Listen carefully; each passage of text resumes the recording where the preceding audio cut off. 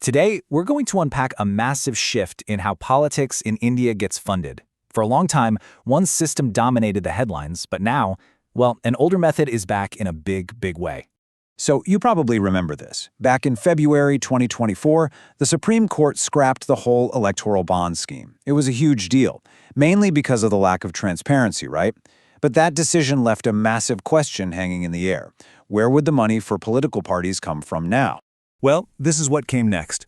Over 3,800 crore rupees.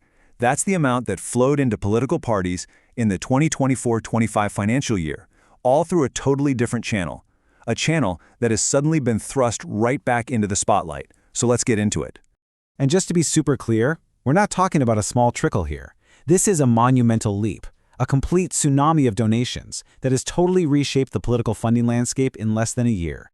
Okay, just look at this chart. It really shows you the sheer scale of this jump. On the left, you've got the year before the bonds were scrapped. Electoral trusts pulled in about 1,200 crore. Okay, now look at the very next year. That figure more than triples.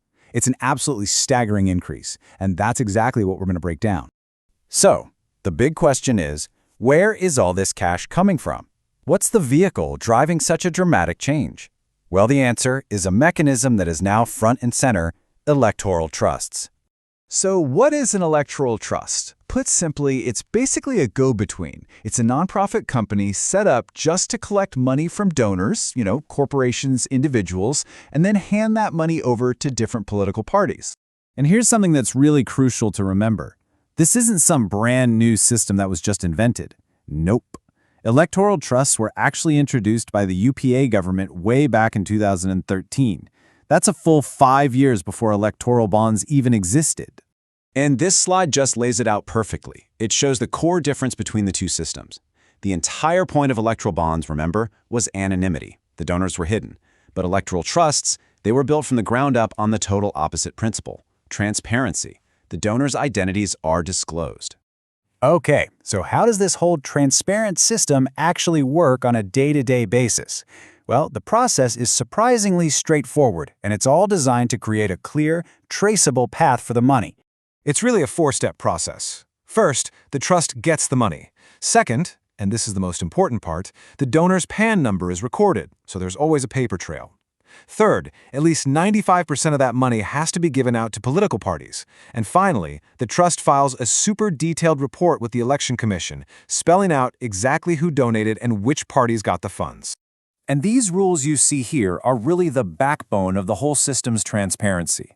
That 95% rule, it makes sure the trust is just a pass-through, not some fund where money sits around. The mandatory PAN details mean every single contributor can be identified. And those annual reports to the Election Commission, they make all of this information public, which is key for any kind of real oversight. All right, now here's where it gets interesting. While the number of active trusts has actually grown in the last year, from 5 to 9, the landscape is heavily, and I mean heavily, dominated by just a few major players who handle almost all the money. I mean, just look at this distribution. It's pretty incredible, right? A staggering 98% of all the contributions that came through electoral trusts in 2024-25 came from just 3 of them. The other 6 trusts combined, they handled a tiny 2% of the total.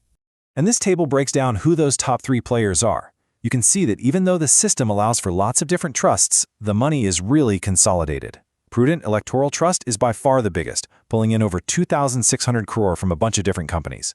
Then you've got the Progressive Electoral Trust, backed by the Tata Group, and the New Democratic Trust, backed by the Mahindra Group. So all of this brings us to the big picture. What does this massive shift really mean for the future of political funding in India? We've pretty much swapped one system for another, but the implications, they're huge. What's really happened here is we've swung the pendulum. We've gone from a system that prioritized anonymity back to one that's all about disclosure. And this really matters because it completely changes how we, the public, can see the links between corporate money and politics. The names are out in the open now. And that leaves us with the one big question moving forward. Now that the curtain of anonymity has been pulled back, how is this new era of transparency going to reshape the relationship between business and politics in India? It's definitely something we'll all be watching very closely.